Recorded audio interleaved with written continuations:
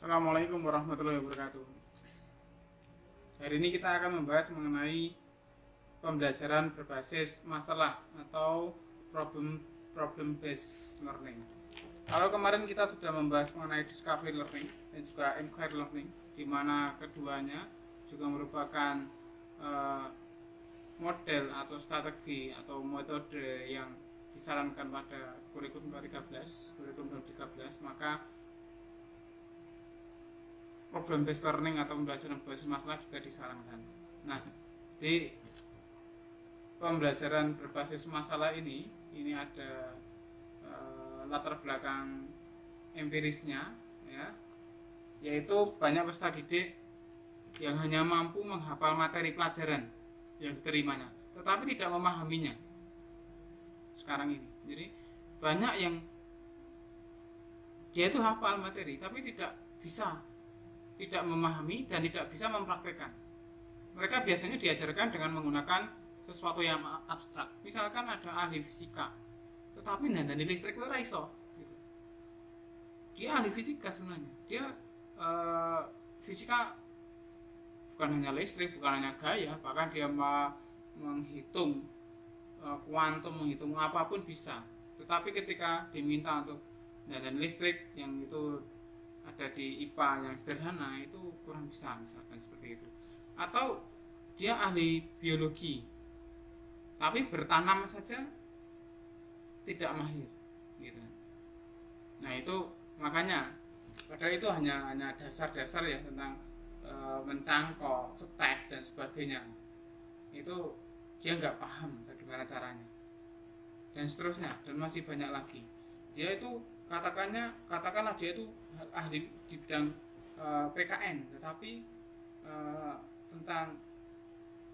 tentang bagaimana dia harus berperilaku yang sesuai dengan Pancasila, tetapi itu tidak bisa terlihat dari perilakunya.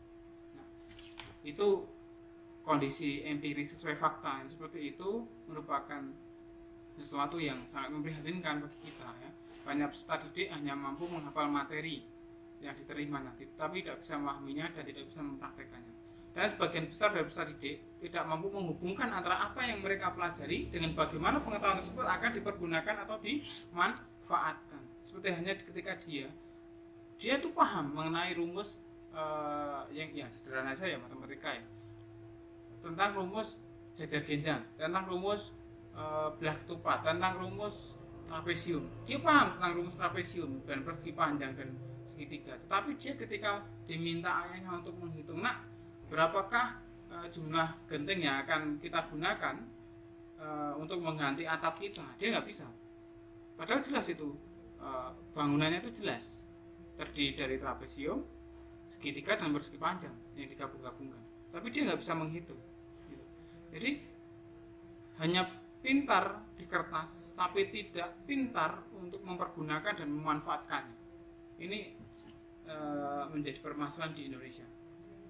Nah, hal seperti itu, teman-teman, yang melatar belakangi adanya problem based learning, sehingga siswa itu harus bisa diajarkan sesuai dengan permasalahan yang terjadi sekarang ini, sehingga dia bisa menggunakan ilmunya itu. Problem based learning itu sendiri menurut Majid dan Rohman itu, pembelajaran berbasis masalah merupakan suatu model pembelajaran yang menantang peserta didik untuk belajar bagaimana bekerja secara kelompok untuk mencari solusi dari permasalahan dunia nyata. Karena kalian di sini adalah permasalahan dunia nyata, dan kalau bisa adalah bekerja secara kelompok. Sedangkan Gunawan 2015, problem based learning atau PBL merupakan pembelajaran yang penyampaiannya dilakukan dengan cara menyajikan suatu permasalahan, mengajukan pertanyaan-pertanyaan, memfasilitasi pendidikan, dan membuka dialog antara siswa dengan guru, siswa dengan siswa, sehingga permasalahan bisa diselesaikan dengan benar, dengan tepat. Gitu. Nah, teman-teman sekalian, sehingga problem based learning atau pembelajaran berbasis masalah ini merupakan pembelajaran yang penyampaiannya dilakukan dengan cara menyajikan suatu masalah yang ada. Guru guru untuk menjelaskan suatu materi harus melihat, harus mencari permasalahan yang ada di sekitar siswa, sehingga nanti ada kaitannya, ada clickbaitnya, ya, ada kaitannya, gitu. Ya, ada baitnya, ada jangkarnya atau pancingnya yang bisa mengungkit pemikiran siswa. Nah, pengertian dari pembelajaran berbasis masalah atau PBM, ya, atau kalau dalam bahasa Inggrisnya PBL, Project Based Learning, adalah pembelajaran yang menggunakan masalah nyata atau authentic problem, masalah nyata yang tidak terstruktur, dan bersifat terbuka sebagai konteks bagi peserta didik untuk mengembangkan keterampilan menyelesaikan masalah dan berpikir kritis, serta sekaligus membangun pengetahuan baru. Maksudnya bersifat autentik tahu ya, autentik itu nyata, ya, sedangkan tidak terstruktur dan bersifat terbuka itu tidak, karena bersifat terbuka seperti hanya pertanyaan terbuka, itu tidak hanya satu saja penyelesaiannya, tidak hanya satu saja penyelesaiannya. Penyelesaian bisa dilakukan dengan berbagai cara, ya. Jadi kalau misalkan kalau jawaban-jawaban yang pasti, misalkan bagaimana cara mengurusi jenazah dari sudut pandang agama Islam, ya bla bla bla bla bla, itu sudah paten, sudah pakem, sudah seperti itu. Tapi kalau pertanyaannya begini, bagaimana cara mengurangi polusi udara di daerah perkotaan, itu kan jawabannya bisa banyak sekali. Atau bagaimana cara mengatasi banjir yang ada di dekat sekolah, ya, lingkungan sekolah, kari-kari apa? Ya, kebetulan misalkan di sekolah itu lingkungannya itu banjir, jadi banjir. Pertanyaannya adalah, ketika sudah banjir dan anak-anak sudah mengetahui bagaimana cara mengatasi banjir yang ada di lingkungan sekolah, di halaman sekolah atau di depan sekolah. Nah, itu suatu pertanyaan yang bersifat terbuka. Jawabannya itu bisa banyak sekali. Masalahnya itu bersifat terbuka, bisa tentang irigasinya, bisa tentang penanamannya, bisa tentang tanahnya cocoran atau tidak, bisa tentang ketinggiannya, banyak sekali yang bisa dijawab oleh siswa. Bisa dari hulunya sana, bisa dari hilirnya, ya. Hulu dan hilirnya itu dipertimbangkan dan sebagainya. Nah, itu selanjutnya, tujuan dari pembelajaran berbasis masalah ini mengembangkan kemampuan berpikir kritis. Siswa diminta untuk berpikir kritis dan kemampuan memecahkan masalah. Bukan hanya berpikir kritis saja, tapi pikiran kritisnya itu bukan hanya untuk mengungkap. Kalau discovery kan untuk mengungkap saja, tapi kalau berbasis masalah itu, berpikir kritisnya itu untuk menyelesaikan masalah yang ada. Begitu. Jadi perbedaan dengan discovery learning. Sama-sama menggunakan berpikir kritis. Discovery learning itu untuk mengungkap saja. Kalau inquiry learning, berpikir kritisnya untuk membuktikan, ya, membuktikan apakah hipotesis awal itu terbukti benar atau tidak, berpikir kritisnya gitu. Tapi kalau problem based learning atau pembelajaran berbasis masalah, berpikir kritisnya itu untuk mencari penyelesaian dan sekaligus mengembangkan kemampuan peserta didik untuk secara aktif membangun pengetahuannya sendiri. Kok bisa membangun pengetahuan sendiri? Ya, karena dia berpikir, dia akan mencari sumber-sumber yang dikira relevan, ya, untuk menyelesaikan masalah tersebut. Prinsip PBM atau pembelajaran berbasis masalah adalah: 1. Menggunakan masalah nyata sebagai atau untuk mengembangkan pengetahuan, kemampuan berpikir kritis dan memecahkan masalah. 2. Masalah itu bersifat terbuka, open-ended problem, sehingga jawabannya juga banyak sekali, tidak hanya satu saja jawabannya, ya. Kalau misalkan pertanyaannya bagaimana sikap kita sewaktu kita berkendara dan di situ ada di lampu traffic light, ya, lampu-lampu lalu lintas, di situ berwarna merah, maka jawabannya pasti adalah berhenti. Itu bukan open ended problem, ya. Tapi kalau open ended problem itu jawabannya bisa berbagai macam.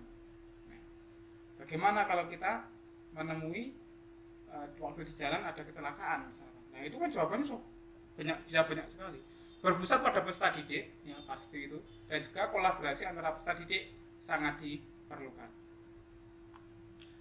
Ciri-ciri PBM sendiri, yang pertama adalah merupakan aktivitas pembelajaran tidak hanya sekedar mengharapkan peserta didik mendengarkan, mencatat, kemudian menghafal materi pembelajaran. Tidak, melainkan harus aktif berpikir, berkomunikasi, mencari dan mengolah data untuk menyelesaikan masalah dan akhirnya menyimpulkan apakah penyelesaian itu baik atau tidak. Dan selanjutnya adalah aktivitas pembelajaran harus diarahkan untuk menyelesaikan masalah. PBM menempatkan masalah sebagai fokus pembelajaran. Tanpa masalah tidak mungkin terjadi proses pembelajaran dengan model PBM ini. Ya, underannya masalah ini yang akan dibahas. Siswa memiliki pisau sendiri-sendiri, pisau analisis sendiri-sendiri, ya. Pisau analisis sendiri-sendiri, bagaimana dia dari suatu masalah itu, dia akan mengiris masalah itu untuk menyelesaikannya. Entah itu cara mengirisnya mendatar, horizontal, menyilang, ya itu sendiri-sendiri. Tapi dia harus bisa menyelesaikan masalah itu, dan pada proses penyelesaian masalah itu, itulah aktivitas belajarnya. Dan pemecahan masalah dilakukan menggunakan keterampilan berpikir ilmiah, pendekatan berpikir ilmiah, ya. Bisa deduktif, induktif, sistematik, empirik, ya. Dengan saintifik kemarin yang sudah saya jelaskan, ya, K13, ya, yang terdiri dari 3 awalnya, menanya, ya, menanya, mencari tahu atau apa, dan satunya lagi saya agak lupa.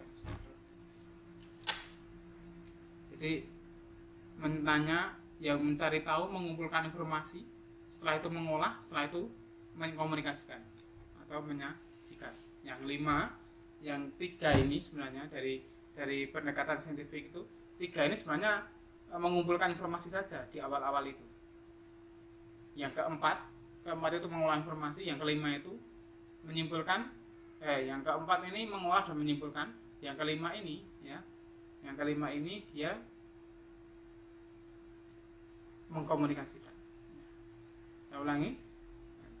Jadi langkah-langkah saintifik itu terdiri dari 5, tapi yang 3 ini, 3 awal itu hanya berkutat pada pengumpulan informasi. Yang keempat itu mengolah dan juga menyimpulkan. Yang kelima itu adalah mengkomunikasikan. Kita lanjutkan.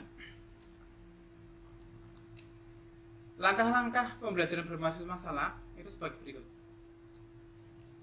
Tahap 1, mengorientasikan peserta didik terhadap masalah. Kita perkenalkan dengan masalahnya, ya. Diorientasikan, ya, perkenalkan terhadap masalahnya. Tahap kedua nanti, mengorganisasi peserta didik untuk belajar menyelesaikan masalah itu, ya. Terus tahap ketiga nanti, membimbing penyelidikan individual maupun kelompok, ya, bagaimana diselidiki, bagaimana sumber dari masalah itu, ya, bagaimana sumber dari masalah itu, faktor apa saja yang menyebabkan sumber dari masalah itu, ya. Masalah itu, semua masalah itu bersumber dari beberapa faktor yang saling beruntayan, ya.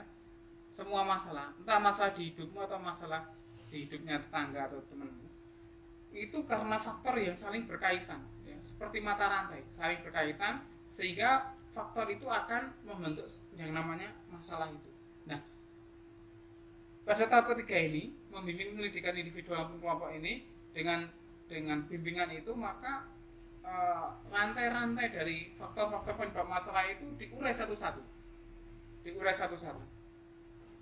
ya, diurai mana yang akan diselesaikan. Kalau sudah menemukan cara untuk menyelesaikan masalah itu, tahap keempat, mengembangkan dan menyajikan hasil karya. caranya seperti ini, dikembangkan. Cara seperti ini dikembangkan bagaimana caranya lebih bagus, lebih halus, lebih baik lagi, dan menyajikan hasil karyanya. Tahap kelima, menganalisis dan mengevaluasi proses pemecahan masalah itu apakah sudah baik atau belum. Jadi bukan hanya benar, tapi juga baik atau belum. Itulah langkah-langkah pembelajaran berbasis masalah. Selanjutnya nanti juga ada penilaiannya. Bagaimana menilai proses pembelajaran berbasis masalah ini? Ditekankan penilaian pembelajaran berbasis masalah ini dalam bentuk penilaian kinerja, bukan di akhir toh, tapi di kinerja. Mengapa seperti itu?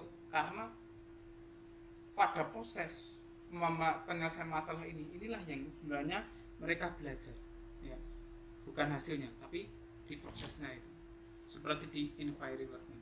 Begitu teman-teman, terima kasih sudah menyaksikan. Assalamualaikum warahmatullahi wabarakatuh.